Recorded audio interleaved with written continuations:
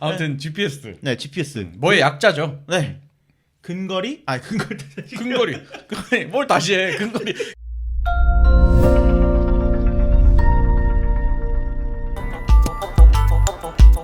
남들 다 아는 것 같은데 나만 모르는 아주 사소하고 아주 중요한 IT 이야기를 외계 없이 풀어보겠습니다. 세상 모두가 발전하는 그날까지 자가 발전.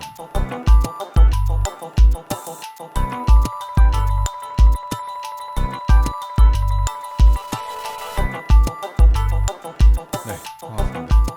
저는 자가발전에서 수염을 담당하고 있었던 은 실장입니다. 이제 수염이 없어졌습니다. 반갑습니다. 반갑습니다. 네. 저는 입만 살아있는 개발자 이긍정입니다. 반갑습니다. 반갑습니다. 안녕하세요. 자가발전에서 확진자 역할을 맡고 있는 아망디입니다. 확 쪘던 아망디입니다. 네. 저희가 지난주에 지금 방금 얘기해주신 대로 이 살살 특집을 한번 하면서 순살 특집을 하면서 이 우레와 같은 성원을 받은 그 사진들이 좀 있죠. 네. 네. 아운드 씨 확 쪘다가 다시 빠진 게 아니잖아요. 그대로잖아요. 그러니까 그 썸네일을 보시고 네. 그 썸네일에 이번에 제가 그 합성을 좀 했어요. 네네네. 합성을 해서 이렇게 살이 이만큼 붙게. 근데 너무 자연스러워. 이렇게 붙게 해가지고 올렸는데 네. 그 전에 있었던 사진을 합성한 거고 그걸 현실인 걸 그러니까 전에 있던 건 그냥 지금 제 모습이고요. 그 찐 거는 합성이에요. 그리고 네. 긍정이 썸네일에서는 반대로. 아망드님이랑 합성한 건가요? 그래서 마상을 많이 입었습니다. 같은 툴을 쓰니까 같은 형태로 이제 쪄진 거지. 그치. 네. 네. 아무튼 그 뭐 살찌고 살 빼는 걸 얘기를 해봤는데 네. 어떻게 긍정 씨 좀 뭐 도움을 받았어요? 지난주 준비하면서 네. 운동 열심히 하고 하게 있어요. 됐습니다. 아니요. 네. 제가 소개한 거 먹어봤냐고요. 그러니까 반대인 대답을 하고 있네. 운동은 안 해봤습니다. 제 발을 저리고 있어. 식단은 딱 정해져 있기 때문에 저는. 아 그래요? 네. 건강한 삶을 살고 계십니다. 그럼요. 은 시장은 뭐 제가 소개한 인스타그램 들어가 보셨나요? 저는 지난주 특집을 그냥 그대로 삭제해 버렸습니다. 아 그래요? 왜냐면 그 1부는 너무 좋았어요. 1부 너무 재밌었거든. 막 씨 이런 것도 있네. 그래서 뭐 푸딩코나 이런 것들은 좋아요도 누르고 구독도 누르고 했는데 2부는 좀 네. 크게 와닿지 않더라고요. 아니 잘 알아야 안 할 수 있지. 피할 수 있게. 네. 아니 근데 깔려 있던 것들도 뭐 있었고 그랬는데 네. 아무튼 이제 운동하는 건 진짜 의지가 없으면 쉽지가 않은 것 같아요. 그러니까 나는 의지가 없다. 네. 그러니까 의지를 다잡고자 이제 좀 이렇게 했는데 네. 일도 도움이 안 됐던 것 같습니다. 자유의지만이 가득했다.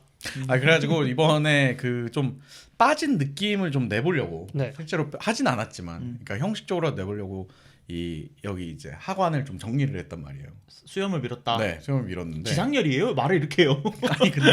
아니 이걸 밀었는데 1도 도움이 안 되고 오히려 더 찐 것 같아 보인다는 의견이 되게 많아가지고. 아니 근데 어려 보여요. 어려 보여요. 몇 그램은 줄었겠지. 그치. 이것도 용량 그 무게가 좀 있었으니까요. 네. 네, 아무튼 제 지식 주머니 같은 걸 지금 떼버린 기분입니다. 굉장히 좀 부끄럽네요. 그래서 뭐 아무튼 그 썸네일의 비밀은 찐 사람은 다 합성이었습니다. 다행이네요. 찐 건 다 합성이었고 그쵸. 그렇게 보인다면 알고 하겠습니다. 있었겠죠, 사람들도. 하지만 그냥 한번 이렇게 떠본 거겠죠. 네. 그렇지만 뭐 여러분들께서 생각하셨던 것처럼 저희는 늘 그 카메라 앞에 보시면 다 알고 있으니까요. 제일 누구보다 저희를 잘 알고 계신 분들은 아시겠습니까? 네. 시청자분들이 제가 지난주보다 좀 쪘구나, 좀 부었는데 뭐 이런 느낌들 가감 없이 댓글로 달아주시면 되겠습니다. 네. 네. 이번 주에는 그래서 어떤 특집을 좀 할까 다들 고민을 좀 하시더라고요. 네. 어떤 특집인가요? 그 저번 주 특집이 이제 제가 맛집을 뭐 찾거나 이런 네. 서비스를 알려드리지 않았습니까? 맞습니다. 그래서 요즘 세상을 생각해 보면 내 주변 맛집 어디 없나? 아니면은 여기 날씨 어떻지? 어. 뭐 이런 생각들을 많이 합니다. 아니면 네. 뭐 도대체 긍정이는 언제 오는가? 은 실장은 언제 오는가? 네. 뭐 이런 어디야? 아니, 그러면 이것들에 다 지금 공통점을 모르겠는데. 공통 좀 모르겠어요. 네. 예전에는 네. 이런 거 진짜 상상도 못했었는데 어. 요즘은 스마트폰 하나로 다 해결이 되는 시장이죠. 그러니까 이 중심에는 바로 내 위치가 있습니다. 그러네. 위치에 정보가 있죠. 음. 위치 정보에 관련된 특집이겠군요. 맞습니다. 하긴 뭐 생각해 보면 저 국민학교 때는 말입니다. 위치를 따로 이렇게 정보를 알려주는 건 있을 수가 없었어요. 그래갖고 이제 어디야라고 물어보면 어디야라고 대답을 해주는 서당이야 뭐 이렇게. 그런 느낌이었죠. 네. 주변에 뭐가 보여? 네. 그럼 전봇대가 보여. 그렇지. 도대체 어떤 전봇대가 보이냐고라고 하면서 싸우던 뭐 그런 시절이었었는데 네. 이제는 한번 켜봐 하면 이제 위치를 쏴줄 수 있는 그런 시대가 됐죠. 그리고 네. 뭐 요새는 딱 여기만 딱 들어가면 내 주변에 어디가 맛있는 맛집이 맞아요. 있는지, 네네네. 어디를 가면 안 되는지 뭐 이런 것들 다 나오죠. 알게 됐죠. 근데 예전에는 그 차에 붙어 있는 내비게이션 막 이런 것 정도가 나의 정보를 알려주는 그런 나의 위치를 알려주는 그런 장비였는데 네. 스마트폰 하나로 이게 다 해결이 됐어요. 네. 네. 그리고 요즘은 바깥에 있는 위치뿐만 아니고 네. 어디 백화점이나 어디 마트 들어가면 마트 안에서도 내 위치를 다 알아내서 2층으로 가십시오, 3층으로 가십시오 이런 것들을 알려주는 그러더라고요. 서비스들이 있죠. 그래서 여기에 어떤 기술들이 활용이 되는지에 대한 내용을 1부에서 얘기를 하고요. 네네. 2부에서는 긍정이가 이런 기술들을 활용해서 네. 어떤 서비스가 좀 요즘 각광을 받고 있는지 네. 이런 것들을 준비해 왔다고 합니다. 좋습니다. 네. 그 위치 정보에 대한 특집 한 주간 또 다뤄보도록 하겠습니다. 네. 그럼 아망드 씨 먼저 한번 시작을 해주십시오. 네. 위치 정보하면 가장 기술적으로 떠오르는 단어가 하나 있을 텐데 뭐가 떠오르세요? GPS 위치 정보가 GPS 아니에요? 위치 정보 이꼬르 GPS라고 생각하시는 분들도 네네네. 많을 것 같은데 그래서 가장 처음에 알아볼 거는 GPS에 대해서 한번 알아볼 거예요. 네. 네. GPS가 뭐의 약자일 것 같으세요? 지오. 지오? 지오? GPS. 네, 아무튼 뭐 한글이 굉장히 머릿속에서 많이 떠오르고 있어가지고 지상렬을 아까 자꾸 얘기하는데 지상렬이 생각이 나더라고요. 지상렬 말고는 다른 생각이 나지 않는 것 같습니다. 네. 지상렬 씨 죄송합니다. 그래서 이거 예전에 네, 네. 전기 영어로 물어봤을 때 그 표정이 너무 똑같이 나와서 재밌네요. 전기했을 때 뭐라고 했지? 라이트닝이라고 했나요? 라이트닝이랑 일렉트릭 중에 고민하고 있다고. 네, 맞아요. 아무튼 GPS. 네, GPS. 뭐의 약자죠? 네. 근거리? 근거리. 뭘 다시 해? 근거리 파워 서비스. 아닙니다. 탈락. 아닙니다. 탈락. 근거리 파워 서비스. 나 근거리 왜 얘기했지? 네. 네. G니까 근거리죠. 네, 근거리 파워 서비스가 GPS의 약자입니다. 네, 아닙니다. 네. 네. GPS는 글로벌 글로벌 포지셔닝 시스템의 약자예요. 그럼 진짜 못 맞출 뻔했다. 앞에가 뭐 뻔했다는 뭐야? 글로벌이라는 건 상상할 수 없었어요. 아, 그래요? 네. 뭐 지오로케이션 이런 건 줄 알았어요. 그렇지 않나? 그런 거 나오지 않나? 그래서 한국어로 말하면 범지구적 위치 결정 시스템 뭐 이 정도로 해결할 수 있을 것 같아요. 그렇겠네요. 그래서 핸드폰에서 위치 알아낸다 하면은 이제 GPS 아니야? 뭐 이렇게 GPS가 잘 안 잡혀. 뭐 이런. 그러니까 GPS 하면서 그게 뭐의 약자였는지는 진짜 처음 듣는 것 같아요. 이렇게. 그래서 기본적으로 GPS는요 미국에서 관리하는 네. 시스템이고요. 네. 각 나라마다 GNSS 그러니까 글로벌 내비게이션 세틀라이트 시스템이라고 해서 범지구적 위성 확범 시스템이라는 시스템이 뭐 이제 대륙이나 나라마다 네. 갖고 있는 경우가 있고 GPS는 대표적으로 이거를 미국에서 관리하는 시스템이라고 보시면 될 것 같습니다. 그럼 GPS는 미국이 주관하고 관리하는 미국의 서비스라고 봐야 되겠군요. 네, 맞습니다.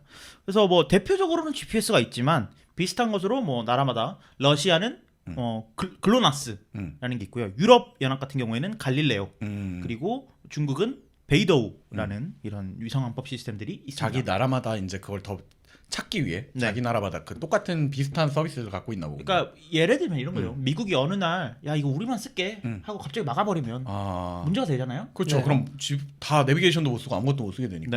네. 그래서 이거는 범지구적으로 쓸 수 있는 갈릴레오, 그다음에 글로나스, 뭐 베이도우 이런 것들 범지구적으로 쓸 수 있는 위성 항법 시스템을 큰 나라들이 만들어놨고요. 네네네. 우리나라나 일본, 뭐 인도 이래서는 각 나라에 맞는 그 위치만 찾아낼 수 있는 네. RNSS라는 그 시스템도 갖고 네. 있습니다.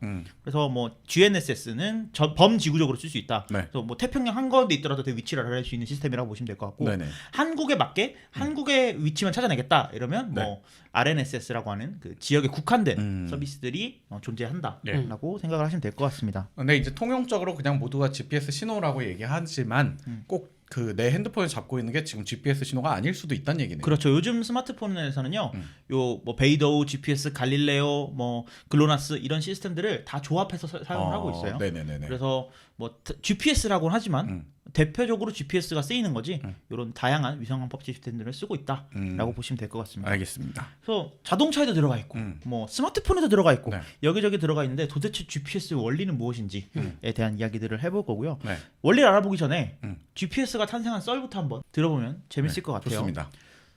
1950년대 네네. 냉전 시대로 한번 돌아가 봅시다. 냉전 시대로 돌아가면 이때 미국이랑 소련이 뭘 하고 있었냐면 야 우리가 앞으로 우주 시대를 개척할 거야. 네. 라고 하면서 우주 전쟁을 하고 있었어요. 그렇죠. 우주를 어떤 나라가 먼저 먹을 거냐. 근데 최초의 인공위성 혹시 아십니까? 스푸트니크 네. 몰라요. 몰라요? 네, 저는 몰라요. 방금 옆에서 얘기했잖아요. 네. 들어 좀. 네. 뭔데요? 다시 한번. 스푸트니크. 네. 1957년 10월 4일 날 네. 소련이 스푸트니크 1호를 발사를 하게 됩니다. 인공위성을. 네. 그러면 우주 전쟁에서 한 발을 먼저 내린 건 소련이었겠네요. 그렇죠. 네. 그래서 최초의 인공위성이라는 그 딱지를 스푸트니크 1호가 차지를 하게 되죠. 네. 근데 이 스푸트니크 1호의 역할이 뭐냐면요. 네. 뭐 지금은 위성에서 막 뭐 스타링크 같은 거를 막 인터넷에 쏴주고 맞아. 막 다양한 기술들이 있잖아요. 네네네. 근데 이때 스푸트니크 1호가 했던 역할은요. 네. 삐 뭐야 그게? 이런 메트로놈이에요? 이런 신호만. 어.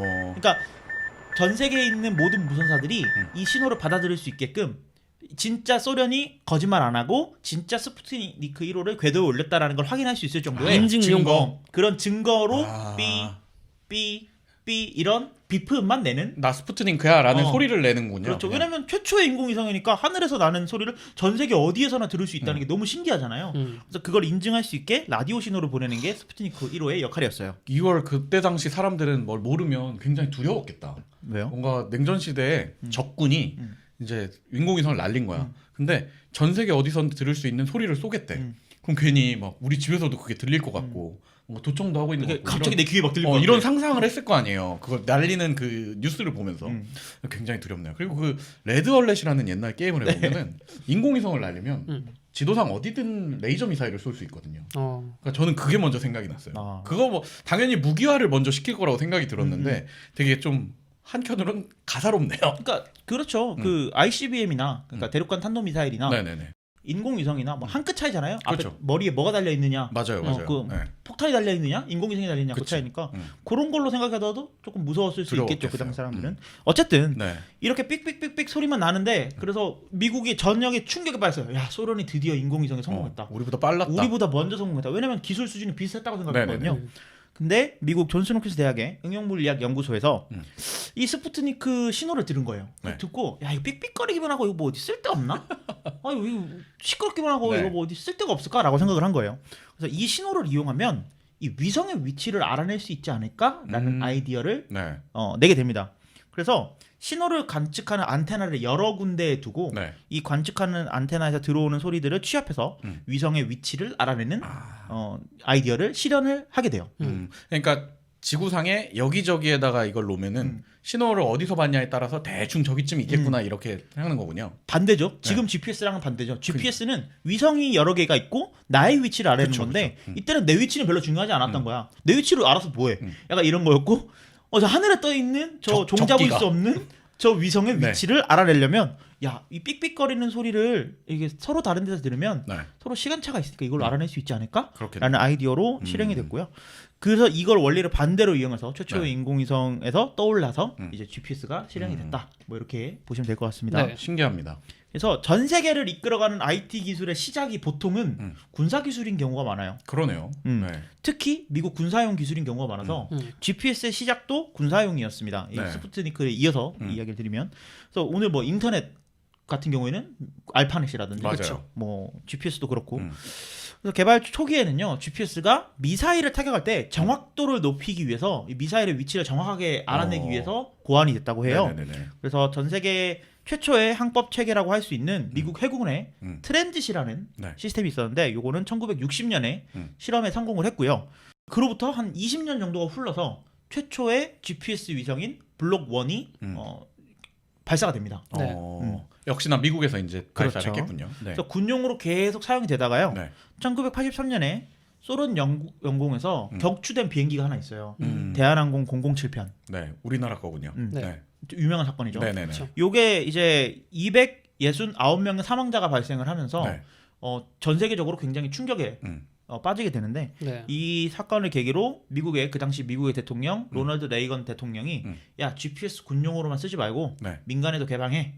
그래서 누구나 자신의 위치를 알 수 있게 만들어라고 이제 공표를 하게 되면서 네네. GPS를 민간에서도 쓸 수 있게 이렇게 공표가 됐습니다. 하긴 네. 어떤 좀 충격적인 사건과 동시에 그 그러니까 일반 사용자들한테도 기술이 배포가 돼서 이걸 좀 예방할 수 있지 않았을까 네. 뭐 이런 생각이었겠군요. 근데 GPS 기술이 그때까지만 해도 좀 이제 미국의 압도적인 기술이다 이렇게 네. 생각을 했던 것 같아요. 그래서 이때까지만 해도 적국이 이 GPS를 악용하는 것을 우려를 했대요. 아 반대로. 네. 그래서 이 정확도를 떨어뜨리는 신호를 의도적으로 계속 네네. 발생을 시켜서 계속 노이즈를 넣는 거예요. 음. 계속 뭐 이거 이제 예를 들어서 여기는 너는 지금 뭐 10에 10 좌표에 있어라고 하는데 자꾸 막 이 10에 10인가? 10에 12인가? 이런 식으로 계속 노이즈를 넣는 거예요. 그러니까 대통령이 말해서 공개는 하지만 공개는 하지만 네. 이제 다른 나라에서 예를 들어 네네. 소련이 이 GPS를 악용할 수도 있잖아요. 그렇죠. 그래서 이런 것들을 이제 우려를 해서 노이즈를 넣어서 오차 범위를 100m까지 늘려놓습니다. 완벽했을 수도 있지만 완벽하지 않게 일부러. 공개를 한 거군요. 그렇죠. 네. 근데 2000년대 들어서 미국 국민들이 이걸 네. 들고 일어납니다. 야, 내 세금으로 만든 시스템을 음. 왜 니들 군인들만 좋은 걸 쓰냐? 어. 라고 하면서 네. 이제 여러 목소리가 나오게 되면서 민간에서도 오차범위 30m 이내의 시스템을 쓸 수 있게 되었습니다. 근데 그 30m 이내라는 것도 어떻게 보면 조금 더 덜해진 건가요? 아니면 군용과 완전히 동일한 수준의 최신 기술을 공개해 준 지금 건가요? 현재 시점으로 보면은 네. GPS 기술은 더 계속 발전하고 있어서 5m 이내의 5m 정확도를 이내. 가지고 있는 시스템들도 네네네네. 있습니다. 그래서 그러면 이제 GPS 원리를 한번 살펴볼 건데요. 이거는 제가 그림을 그려가면서 네. 설명을 해보도록 한번 할게요. 쉽게 얘기해 주세요. 네. 예, 일단은 지금도 펜을 하늘에는 들었어. 여러분들의 머리 네. 위에 하늘에는 네. GPS 위성이 지구로 정보를 쏴주고 있어요. 좋습니다. 그리고 이 위성들 중에서 GPS 위성이 만약에 5대가 있어. 네. 5대가 다 제 역할을 하고 있고 그 중에 한 대가 고장나 버리면 네네네. 전 세계가 마비가 될 거 아니에요. 그렇죠. 그래서 GPS를 백업할 수 있는 백업 위성들도 같이 지구 궤도를 돌고 있습니다. 네. 그래서 왜 이렇게 많은 위성이 지구를 돌고 있냐 네. 이런 이야기들을 해볼 건데요. 이걸 얘기하기 위해서는 우리가 수학 시간에 배웠던 3변 측량에 대한 이야기들을 좀 해야 될 것 같아요. 네. 네. 일단 동그란 지구는 동글죠. 혹시 은 실장 그럼요. 지구 평평하다고 생각하시는 분 아니죠? 플래더스 여러분 연락 주십시오. 지구 네모났습니다. 지구 둥근 거 맞죠? 아 동글죠, 동글죠. 네, 네. 여기서 하나 알아두셔야 할 점은 GPS 위성 같은 경우에는 정보를 수신하고 발신할 수 있는 위성이 아니고요. 네. GPS 위성이 일방적으로 계속 라디오처럼 정보를 내려주기만 하고 있어요. 소련 때랑 바뀐 게 없군요. 그쵸? 삐삐 소리만 삐삐 나는군요. 소리만 냈던 건데 네. 이제는 여러 가지 정보도 같이 보내줍니다. 네네네. 이 데이터 속에 뭐가 들어있냐면 위성 자기 자신의 궤도 정보가 들어있어요. 네. 나 어디에 있어? 음. 나 지금 어디 상공을 날고 있어? 네네네. 라는 정보가 있고요. 그리고 양자 시계로 측정한 아주 정확한 시간이 들어있어요. 시간. 어디 나라 시간 기준이야? 그럼 그 시간은? UTC겠죠? 네. 그래요? 네. 네. 그래서 아주 정확한 시간이 포함이 되어 있어요. 다시 돌아와서 지구에 내가 서 있고 하늘에 긍정 위성과 네. 은실장 위성 이렇게 두 개의 GPS 위성이 있다고 네네네. 쳐봅시다. 그래서 제가 스마트폰에서 긍정위 위성의 신호를 받았어요. 위성이 보내준 신호를 쭉 이렇게 한번 선으로 그어볼게요. 네네. 직선으로 그었어요. 직선을 긋고 나서 요거를 반지름으로 한 원을 하나 그려보겠습니다. 아 지구를 그리는군요. 가운데 긍정 위성이 있고 네. 나랑 긍정 위성 사이의 길이만큼을 반지름으로 한 원을 그려볼게요. 이렇게 그렸어요. 네. 그리고 옆에 은실장 위성도 있어요. 네. 은실장 위성이 똑같이 은실장 위성이랑 나랑 사이의 거리만큼 반지름을 가진 원을 은실장 위성을 들고 네. 원을 한번 그려볼게요. 네. 네. 그러면 내가 두 가지 신호를 다 받았으니까 이쪽이랑 원이 겹치는 부분이 생길 거예요. 그렇죠. 그렇죠. 근데 겹치는 부분이 두 군데가 생길 겁니다. 처음과 끝이 있겠죠. 한국 위아래. 내가 기준으로 한 점이 하나 있을 거고 우주 쪽에 있는 원이 하나 있을 거예요. 그쵸. 왜냐면 원은 이렇게 동그랗게 겹치니까. 네네네. 그래서 요 겹치는 부분들을 그러면 위성 GPS 신호가 되게 헷갈려 할 거야. 위에 있는 게 맞는 건지 밑에 있는 게 맞는 건지 그치. 헷갈리잖아요. 근데 아까 뭐라고 그랬죠? 3변 측량이라고 했죠? 네네네. 한 가지 변을 더 추가합니다. 뭘 추가하냐면 지구의 둘레도 포함을 하는 거예요. 네네네. 그러면 지구 둘레 긍정위 위성과 연결이 된 원 하나, 네. 은실장 위성과 연결이 된 원 하나 이렇게 세 개 하면 딱 정확히 겹치는 부분이 한 군데 생길 거예요. 한 군데가 생기죠. 그 위치가 나의 위치인 거예요. 아 그렇겠네요. 이런 식으로 파악을 하게 되는 거고요. 근데 이렇게 되면 2D의 측량밖에 할 수가 없어요. 그렇죠. 위아래가 이제 안 되겠죠. 그렇죠. 그럼 앞뒤에 대한 데이터가 네네네네. 없잖아요. 그렇기 때문에 GPS 위성을 하나 더 추가를 합니다. 그래서 최소 3개의 GPS 위성이 연결이 돼야 나의 위치를 정확하게 파악할 수 있고요. 더 세밀하게 하기 위해서 많게는 막 10개, 20개까지의 GPS 위성을 연결하는 경우도 생겨요. 그게 많이 있어서 많은 테스트를 겹칠수록 내 정확도가 점점 올라가겠네요. 맞아요. 그래서 뭐 은 실장이 뭐 잘 이해하신 것 같지만 네. GPS 위성 안에서 네. 보내주는 정보가 나의 궤도, 그다음에 시간의 데이터가 있죠. 그러면 이 거리는 어떻게 파악을 하냐라는 네. 생각이 될 수도 있는데 시간으로 핑퐁하는 식으로 보는 거 아니에요? 맞아요. 핑퐁은 못 한댔잖아 근데. 핑퐁은 못하죠. 네. 하지만 얘가 보낸 시간이 있죠. 아. 그리고 내가 받은 시간이 있죠. 네. 그리고 적혀 있는 시간이 있겠죠. 빛의 속도는 항상 일정하잖아요. 네네. 그래서 빛의 속도가 항상 일정하니까 시간 곱하기 속력 음. 하면은 거리가 나오죠. 그건 모릅니다. 아 그래요? 시간 근데 곱하기 아무튼- 속력하면 거리가 나와요. 네, 얼마나 빨리 왔다 갔다 했는 가는 속도는 똑같다는 얘기니까 몇 분 뒤에 도착했는지를 알면 대충 얼마나 걸리는지를 알겠죠. 맞아요. 그래서 그런 식으로 거리를 알아내서 네. 반지름을 그려서 그런 식으로 어렵구만. 근데 네. 어려운데 어떻게 아무튼 찾아내는지는 알겠습니다. 네. 제가 그림을 그려서 설명을 할 거거든요. 네네. 여기 그림이 떠 있군요. 네, 제 얼굴 유튜브로 앞에. 보시는 분들은 이해가 좀 더 쉬우실 겁니다. 아니 근데 그 궁금한 것 잠깐 궁금한 것. 네. 이제 그 나라마다 그걸 뒀다고 했잖아요. 네. 그런 시스템을. 결국에 이게 GPS를 예를 들지만 다 같은 원리를 이용하는 원리는 건가요? 다 비슷하다고 보시면 됩니다. 그러면 이제 그 나라나 이제 연합을 맺고 있는 곳에 대한 위성들을 통해서 그걸 받는 것뿐이다. 맞아요. 이렇게 볼 수 있겠군요. 우리나라는 갈릴레오 프로젝트에 네. 포함이 되어 있거든요. 아 그래요? 물론 그리고 우리나라 자체적으로 네. 위성화법 시스템을 만들고 있기도 하고요. 네. 그래서 이런 것들에 포함이 되어 있는 나라들에게는 좀 더 정밀한 데이터가 제공이 될 수 있게끔 허가된 위성들이 있으니까. 허가된 위성이라기보다는 그 정밀하게 받아낼 수 있는 부가적인 그 보정 공식들을 제공을 해주는 거예요. 아 네. 그렇군요. 네. 그래서 아까 말씀드렸다시피 양자 시간이라는 게 그 인공위성에서 보내준다고 했잖아요. 네네네. 양자 시간은 매우 미세해요. 매우 미세한데 우리 스마트폰에서 받는 거는 뭐 끼케야 뭐 초단위. 몇 시, 몇 분, 몇 초 뭐 해서 밀리세컨드 네. 정도인데 이 위성은 그보다 훨씬 더 미세한 시간을 보내주기 때문에 그거를 네. 보정하기 위해서 어느 정도의 그 보정식이 또 들어가게 되고 공식 같은 게 있어야겠군요. 그리고 위성은 지구보다 더 멀리 떨어져 있죠. 네. 그렇기 때문에 중력의 영향을 덜 받겠죠. 그래서 요거를 또 보정하기 위해서 또 보정식이 들어가게 되고요. 그리고 위성은 굉장히 빠르게 날고 있어요. 네네네. 초속 3.78km 속도로 날고 있거든요. 1조에 그럼 4km씩 가고 있는 거예요? 그렇죠. 무섭네. 그래서 굉장히 빠르기 때문에 특수 상세성 이론에 따라서 또 7마이크로씩 시간이 느리게 흘러가고 있습니다. 그래서 중력과 이런 것들을 고려했을 때 매일매일 38.6 마이크로초의 오차가 생기게 되는데요. 그러면 지구랑 위성이랑 시간이 안 맞게 되잖아요. 네네네. 네. 그러니까 이런 것들을 보정하기 위한 정보가 얼마나 더 미세하게 잘 적용이 되느냐가 이제 GPS의 아주 정확한 그 정확도를 결정짓는 요소라고 보시면 될 것 같습니다. 그래서 아까 말한 그 소속이나 연합에 따라서 그게 조금씩은 다를 수 있다는 거군요. 네. 근데 다 쓸 수 있는 위성이기 때문에 뭐 여기 속해 있지 않다고 해서 이거를 못 쓰고 이런 네. 것들은 아니에요. 아니겠네요. 그래서 이렇게 GPS는 말씀드렸다시피 아주 그 위성에서 보내주는 네. 그런 정보들을 토대로 물리학적인 정보들을 수식을 통해서 내 위치를 찾아내는 거기 때문에 인터넷의 도움을 받지 않고도 위치를 정확하게 알아낼 수 있다. 이게 좀 신기했어요. 그러니까 그 요즘 스마트폰을 쓰시는 분들은 당연히 GPS와 인터넷이 돼야 GPS를 된다고 생각을 하던데 GPS가 안 되는 곳에서는 인터넷이 될 수도 있고 또 뭐 요즘 아이패드나 이런 것들 보면은 GPS가 안 들어가 있어도 위치는 잘 찾잖아요. 네. 그러니까 이런 것들이 좀 혼란스럽더라고요. 그렇죠. 그러니까 인터넷이 필요가 없는 거군요, GPS는. 원래 GPS의 그 설계로만 보자면 네네네. 인터넷이 필요 없습니다. 근데 하지만 요즘 GPS는 인터넷 연결을 필요로 하는 부분들이 많아요. 네. 왜냐면 물론 뭐 지도를 보여주니까 네, 뭐 그럴 그런 수 경우도 있죠. 있지만 구글맵 보려면 인터넷 해야 되니까 그런 걸 수도 있지만 문제는 GPS 위성의 데이터 전송 속도가 너무 느려서 그러니까 초당 한 6바이트 네. 정도의 데이터밖에 못 내려서 이 데이터를 받기 위해서 한 10분 정도의 데이터 시간이 걸린다고 해요. GPS에 대한 정확한 정보를 받기 위해서. 그래서 예전 자동차 내비게이션 생각해 보시면 네네네. 출발해놓고 목적지 도착하면 GPS 연결됐다고 뜰 때가 있었어요. 그럴 때도 있죠. 네. GPS 탐색을 시작합니다. 이러고 목적지 도착할 때까지 계속 탐색 중입니다. 탐색 중입니다 하다가 네네. 집에 딱 도착하니까 GPS 연결이 완료되었습니다 네. 하면서 알려주는 경우가 있어요. 네네. 이런 것들을 보면은 이제 GPS 위성이 어디 있는지 신호를 돌리면서 찾아야 되는데 GPS가 뭐 하늘에 워낙 많이 떠져 있으니까 네. 이것들을 하나씩 찾기 위해서 탐색을 일일이 하는 시간들이 필요했었거든요.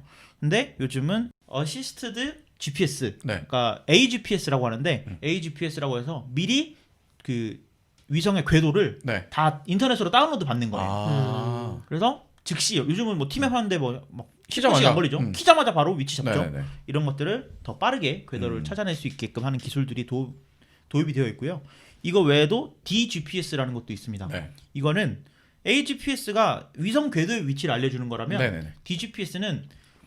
하나의 기지국을 위치를 정확하게 알고 있는 하나의 기지국을 두는 거예요. 네네네. 그리고 그 지지국과 내가 잡은 GPS 간의 거리를 계산해서 더 정확한 위치를 알아낼 수 있게끔. 어차피 셀룰러 통신이든 와이파이든 뭘 하려면 위치가 어딘가에 미리 알고 있어야 되니까. 그러니까 지상에다가 GPS 위성을 하나 더 놓는다라고 그런 보시면 셈이네요. 될것 같아요. 그래서 뭐 각국의 GNSS를 보자면 네.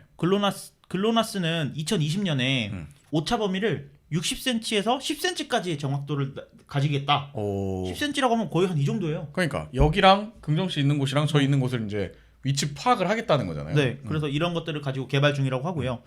유럽연합의 갈릴레오 같은 경우에는 민간은 1m, 연구용으로는 1cm, 1cm. 1cm까지의 정확도를 가지고 서비스를 제공하겠다. 네. 이런 목표를 가지고 있고요. 네. 한국도 한국형 위치정보 시스템 KPS라는 그 정보 시스템을 가질 예정인데 이 서비스는 2032년에 서비스를 시작할 예정이라고 합니다. 아직까지는 그냥 연구 준비 중인. 지금은 아직 준비 중인 거고요. 그래서 뭐 한국형 같은 경우에는 뭐 일본, 인도 같이 이제 국지적으로 우리나라에만 서비스를 제공하는 그런 서비스라고 생각을 해주시면 될 것 같습니다. 우리나라 또 산이 좀 많습니까? 이게 또 정보를 못 받는 순간들이 많이 있을 텐데 그런 게 좀 해결이 되면 좋을 것 같네요. 될까요 산에서? 산에서도 되게 만들어야지. 그래야 K GPS 아니겠습니까? 너무 K 발상 아닙니까? 그러니까 만들면 K식 되게 하라. 발상이니까요. 네, 좋네요. 네. 아무튼 저는 그 옛날 옛적에 지금 말씀하신 게 이제 좀 이해가 되는 게 네. 옛날 옛적에 제가 이제 그 자꾸 옛날 얘기를 하지만 PDA를 들고 다니던 시절에 네. 그 인터넷이 안 되잖아요. PDA는 되는 것도 있었지만 제 건 안 됐단 말이에요. 네. 와이파이를 잡아야 되는데 그렇지 않아도 위치는 확인을 하더라고요. 근데 이제 확인하는 데까지 인터넷이 안 되면 시간이 되게 오래 걸렸어요. 그래서 이제 딱 보면은 뭐 인공위성을 잡는 것들을 또 시각적으로 막 보여줬단 네, 말이지. 맞아요. 근데 인터넷만 되면 그게 순식간에 잡히더라고요. 맞아요. 그러니까 이런 부분들이 지금 아망드가 얘기한 어시스턴트 GPS가 있기 때문에 가능한 일이겠네요. 맞습니다. 네. 그래서 GPS 원래 이제 대충 이해하셨죠? 이해했습니다. 그냥 뭐 GPS가 이렇게 원 그려가지고 그 원 사이에 있는 게 나다. 세 개가 이렇게 날 쏘는데 내가 세 개를 다 받으면 대충 나다. 그래서 위성이 개수가 많아질수록 네. 내가 잡은 위성의 개수가 많아질수록 나의 위치가 정확해진다. 그렇죠.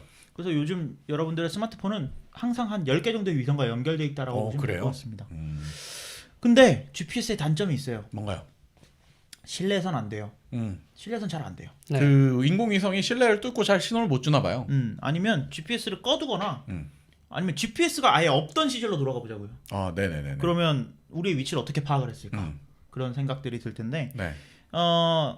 이런 것들을 해결하기 위해서 통신사의 기지국을 기반으로 위치를 알아내는 방법이 있습니다. 네. 여기에 여러 가지 기술이 활용이 되는데 가장 쉽지만 오차 범위가 가장 넓은 셀아이디 방식에 대해서 먼저 설명을 한번 해드릴까 해요. 셀아이디 방식은 아주 쉽습니다. 여러분의 그 핸드폰 고유 정보가 이미 통신사에 다 있겠죠. 그렇겠죠. 그러면 은 실장이 성동구에 있다. 그럼 성동구에 있는 기지국에서 은 실장 고유를 보내러 오면 요놈 성동구에 있구만. 요 정도 정보 알 수 있죠. 그렇죠. 요게 셀아이디 기반의 그러면은 그 왜 옛날에 그 피처폰 시절에 네. 핸드폰 분실해가지고 전화를 막 해갖고 나쁜 분실했어요. 그럼 대충 어디쯤에서 분실하셨다는 건 알려주잖아요. 그랬어요? 네, 안 잃어보셨어요. 안 해봤어요. 핸드폰을 잊어먹어 본 적이 그러면은 없는데? 그 어디 동네까지만 알려준다고 해요. 네네네. 그게 지금 들어보니까 셀아이디 방식이었나. 마지막으로 접속한 기지국 그러니까. 정보를 알려주는 거죠. 네네네네. 이게 너무 기지국마다 어디 기지국은 성동구 하나의 기지국이 커버하고 있는 건 아니거든요. 그렇죠. 성동구에도 엄청나게 많은 기지국들이 있을 거고, 그래서 이런 것들이 이제 그리고 뭐 아주 큰 구 같은 경우에는 요 기지국의 개수도 다르고, 그렇죠. 기지국이 커버하고 있는 커버리지도 다르고, 그러다 보니까 이런 것들은 정확하지는 않지만 네. 대략적인 정보를 알아낼 수 있다. 그래서 이런 것들을 해결하기 위해서 조금 더 정확도를 올린 게 인핸스드 셀아이디 방식인데, 이거는 통신을 하는 거예요. 네. 기지국에서 야 대답해봐. 가만히 생각하다가 대답이라고 하는 거예요. 그러면 대답한 시간이 오잖아요. 그럼 요거를 계산해서 이제 나와 이 기지국 간에 위성과 비슷하네요. 위성이랑 어떻게 보면 비슷하다. 그러면 이제 영화 같은 데서 위치 추적을 할 때 좀 시간을 끄셔야 됩니다. 네. 하면 괜히 빈말하면서 전화를 안 끊고 그거랑 비슷하구나. 그 대답을 하고 유도하는데 이제 기지국 두 군데, 세 군데에서 동시에 추적을 하면 아까 말한 대로 측량이 삼각 측량이 돼가지고 똑똑하네. 위치를 잡는 거겠죠. 맞습니다. 잘하네요. 영화를 많이 봐서 그래요.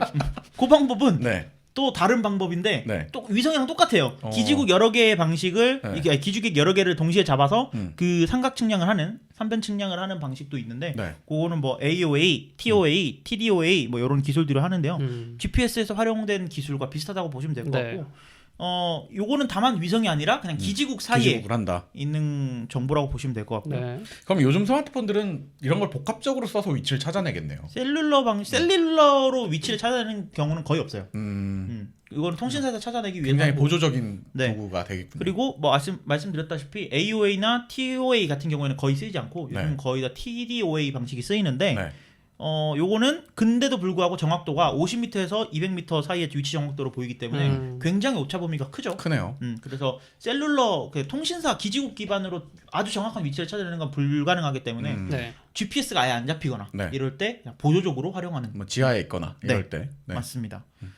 그리고 세 번째로 요즘 좀 많이 쓰이는 방식이 네. 뭐냐면 와이파이를 기준으로 위치를 찾아내는 거예요. 네. 스마트폰에 이제 기본적으로 와이파이가 들어 있으니까 어떻게 보면 가능해진 기술이겠네요. 맞습니다. 근데 와이파이를 찾는 방식이 네. 와이파이를 통해서 찾는 방식이 여러 가지가 있는데 네. 저는 이번에 핑거프린트 방식을 소개를 네네. 해드리려고 해요.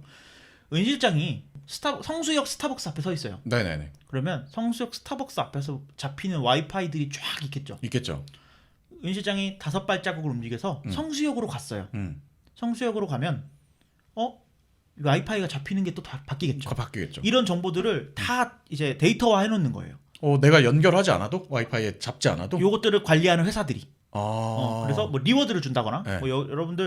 여러분들이 이 앱을 깔고 어디 돌아다니시면 저희가 뭐 앱을 얼마를 더 드리겠습니다. 걸어만 다니세요. 걸어만 다니세요. 저희가 돈을 드리겠습니다. 네네 그런 앱들 있죠. 그런 앱들 있죠. 네. 그런 앱들이 하는 게 뭐냐면 여러분들이 주변에 다니면서 네. 와이파이 정보들을 수신을 해서 그러니까 핸드폰이 계속 와이파이 정보를 계속 찾고 있는 거예요. 계속 찾고 잡지 않지만 그냥 와이파이 이름이나 이런 것들을 그렇죠. 잡고 와이파이 있는 이름이나 와이파이마다 각각의 고유 정보들이 네네네. 있고 색이나 이런 것들을 가져올 수 있기 때문에 은 실장이 성수역 앞에서 있어. 이번에는 뭐 서울 와이파이가 잡혔다.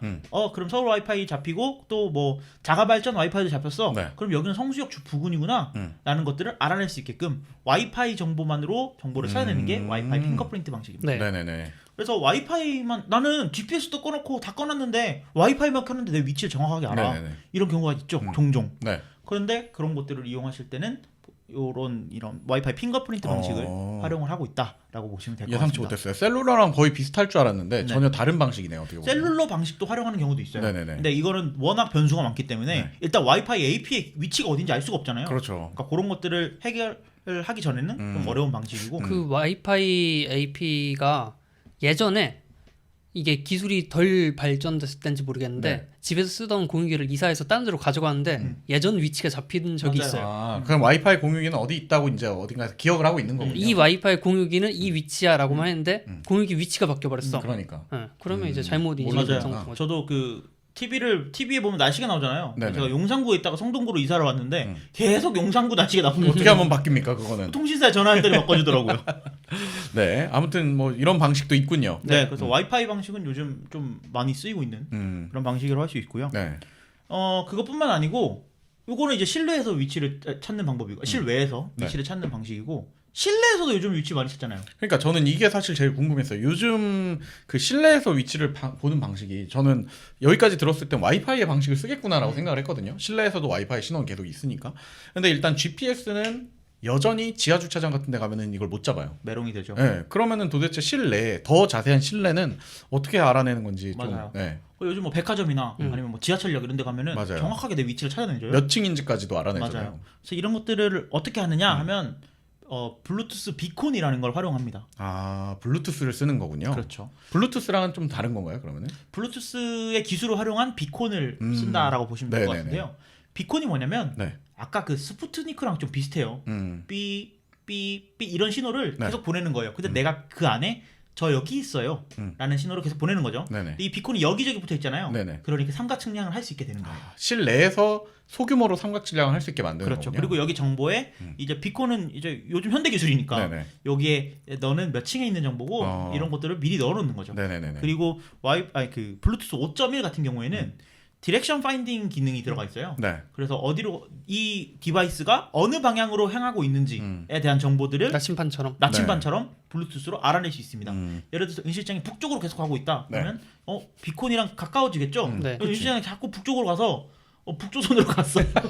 그치. 그런 정보들을 알아낼 수 있는지 없는지 아, 그렇군요. 그런 네. 것들을 블루투스 비콘을 통해서 소름 돋는군요. 알아낼 수 있다. 물론 그러면 지금 이해한 바로는 이 실내에서 측량하는 거는 GPS랑 완전히 별개의 기술을 그렇죠. 내부에 깔아놨다는 네. 얘기네요. 그러니까 실내에서는 어떤 뭐 셀룰러로는 조조에 불가능하고요. 네. 오차범위가 너무 커서. 그러니까요. 그리고 와이파이로 활용하는 경우도 있고, 근데 요것보다는 블루투스 비콘을 활용해서 하는 경우가 훨씬 많다. 비콘이 네. 아주 정확한 위치까지 찾아내겠군요. 부적 붙여놓는 거야. 그러니까 맞습니다. 부적 붙여서 어느 부적 지나가는지 내가 캐치하는 맞아요, 거네요. 맞아요. 네. 그리고 마지막으로 소개해드릴 위치를 찾아내는 방법. 네. 많구나. 이걸 찾아내는 방법이. 네.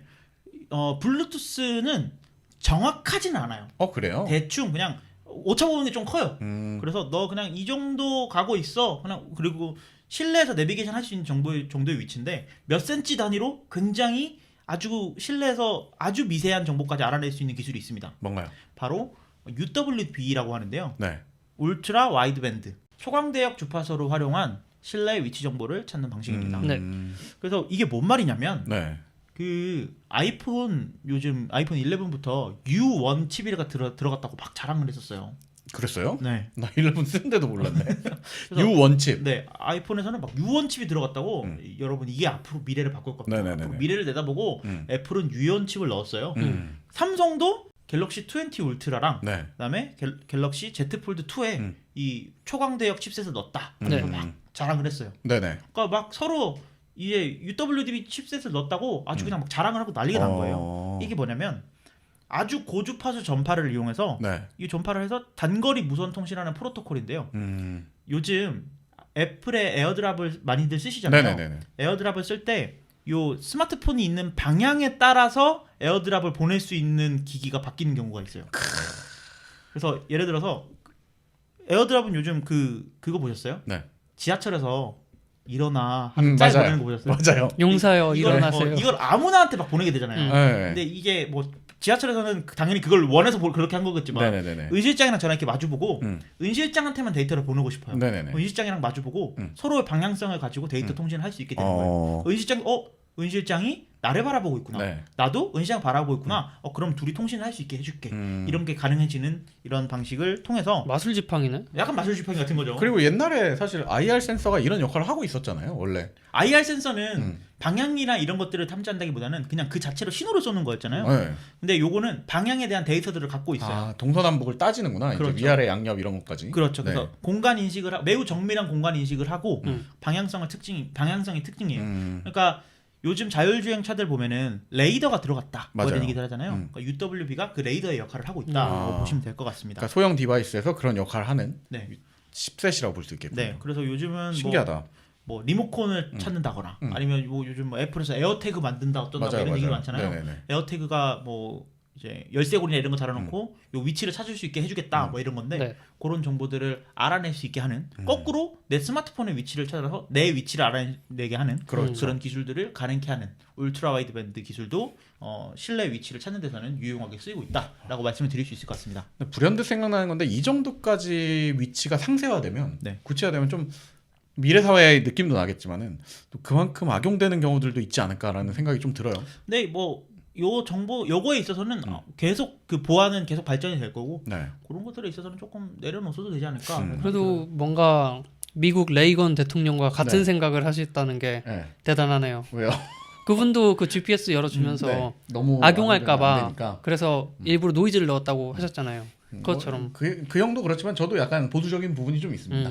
미래 그 기술은 좋지만 네. 아껴서 써야죠. 아껴서 써야 된다. 조심해서 써야 되는 겁니다. 그래서 뭐 이 UWB 기술을 이용한 게 요새 그 애플의 카키라고 네. 해서 자동차 근처에서 이 사람이 자동차랑 얼마나 가까이 있는가 네네네네. 이런 것들을 파악해. 옛날에는 NFC를 맞아요, 썼잖아요. 맞아요.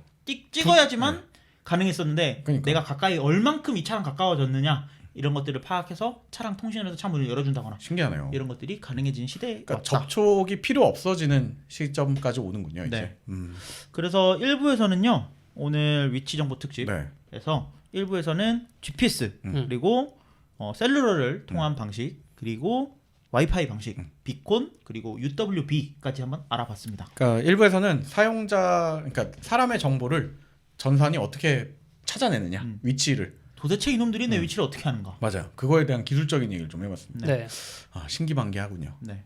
인가 반대로 말해서 내 위치를 공개하고 싶지 않다. 네. 이걸 다 꺼버리면 되겠군요. 다 꺼버리면 되죠. 그러면은 이제 날 찾을 수가 없게. 하지만 인터넷도 못 하겠죠. 아, 네. 그렇죠. 좀 슬프네요. 네.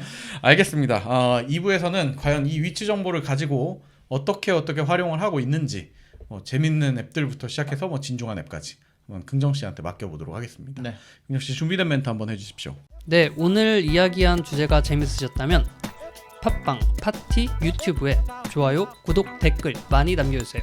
네, 저희는 금요일날 산뜻한 주제를 가지고 다시 돌아오도록 하겠습니다. 시청해주시고 청취해주셔서 감사합니다.